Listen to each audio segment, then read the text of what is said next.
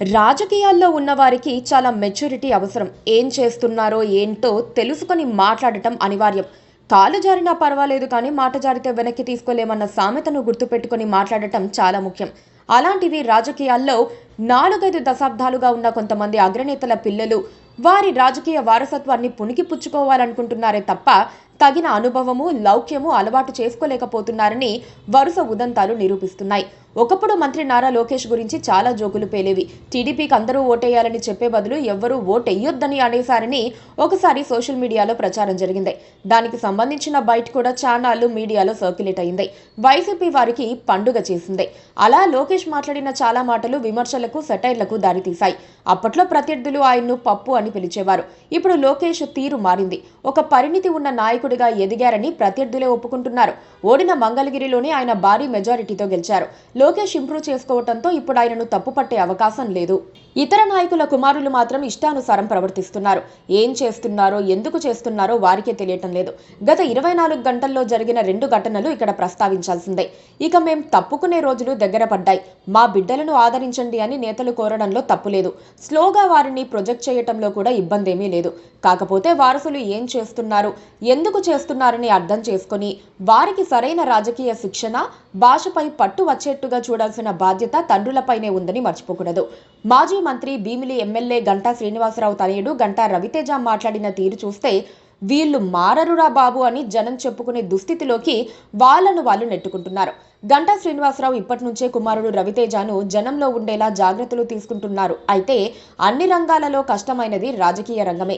ఇది పూర్తిగా జనం మీద ఆధారపడి ఉంటుంది. జనం మెచ్చుకున్న వారే నాయకులుగా ఉంటారు, 10 కాలాలు కొనసాగుతారు. కానీ సీనియర్ గంటా తన తర్ఫీదులో కుమారుడిని తీర్చిదిద్ది 2029 నాటికి ఎమ్మెల్యేగా చూడాలని అనుకుంటున్నారు. ఇక రవితేజ కూడా నియోజకవర్గానికి అనధికార ఎమ్మెల్యేగా వ్యవహరిస్తున్నారు. అంతవరకు బాగానే ఉన్నా ఆయన ప్రసంగాలు ఎలాంటి మెచ్యూరిటీ లేకుండా తేలిపోతున్నాయి. అంతేకాదు సోషల్ మీడియాకు ముడిసరుకు అవుతున్నాయని అంటున్నారు. ఆ మధ్యన లోకేష్ ని పొగడబోయి అతి చేసి జూనియర్ గంటా సోషల్ మీడియాలో తెగ వైరల్ అయ్యారు. లోకేష్ ని అందరూ ఉప ముఖ్యమంత్రి కావాలని డిమాండ్ చేస్తున్న వేళ ఇంకా ఎక్కువగా చేస్తే బాగుంటుంది అనుకున్నారేమో. కాదు, ఉప ముఖ్యమంత్రి ఏంటి, లోకేష్ అన్నయ్య ఏకంగా ఈ దేశానికి ప్రధానమంత్రి కావాలని నినదించి ఆబాసుపాలయ్యారు. లేటెస్ట్ గా చూస్తే తెలుగుదేశం మినీ మహానాడులో మరో ఆణిముత్యాన్ని జూనియర్ గంటా వదిలి సోషల్ మీడియాకు మళ్లీ ఆహారాన్ని అందించారు. ఆయన జోహార్ ఎన్టీఆర్ అంటూ అదే ఊపులో జోహార్ చంద్రబాబు, జోహార్ లోకేష్ అన్నయ్య అనేశారు. జోహార్ ఎన్టీఆర్, జోహార్ సీఎం సార్, జోహార్ లోకేష్ అన్నయ్య, జై గంటా, జై గంటా.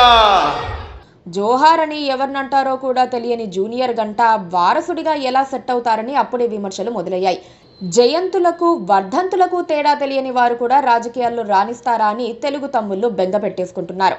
గంటా రవితేజ బాడీ లాంగ్వేజ్ కూడా అంత కంఫర్టబుల్ కాదని పార్టీ శ్రేణులు అంటున్నాయి.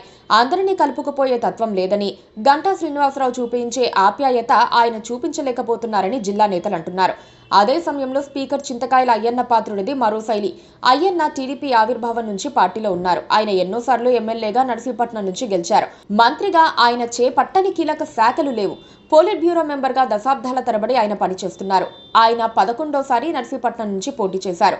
చంద్రబాబు ఆయన్ను స్పీకర్ను చేసినప్పుడే రాజకీయాల్లో ఇదే లాస్ట్ అని అయ్యన్న చెప్పుకున్నారు.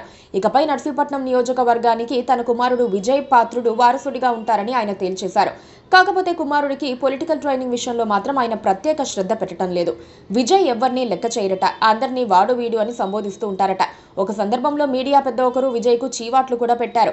పైగా విజయ్ ఇప్పుడు అనవసరమైన ఎమోషన్ పండించాలని చూస్తూ నవ్వుల పాలవుతున్నారు. తాము టీడీపీలో పుట్టామని, టీడీపీలోనే మరణిస్తామని చెప్పుకుంటూ ఎమోషన్ అయ్యేందుకు విజయ్ ప్రయత్నిస్తున్నారు. అంతవరకు బాగానే ఉంది. పార్టీ పట్ల తనకున్న విధేయతను చాటేందుకు విజయ్ ప్రయత్నిస్తున్నారని విశ్వసించే వీలుంది. కాకపోతే రాజకీయాల్లో ఎమోషన్స్ పనిచేయటం మానేసి చాలా రోజులైంది. నాయకులు కావాలనుకున్న వాళ్ళు జనంలో తిరగాలి, జనం కోసం ఏదైనా చెయ్యాలి. ఆ దిశగా చింతకాయల విజయ్ పాత్రుడు పని చేయటం లేదని పార్టీ వర్గాలు అంటున్నాయి. ఎప్పుడైనా వచ్చిపోవటం మినహా నియోజకవర్గంలో అందుబాటులో ఉండటం లేదట. Please subscribe to KTV Telugu. KTV Telugu. KTV Telugu channel.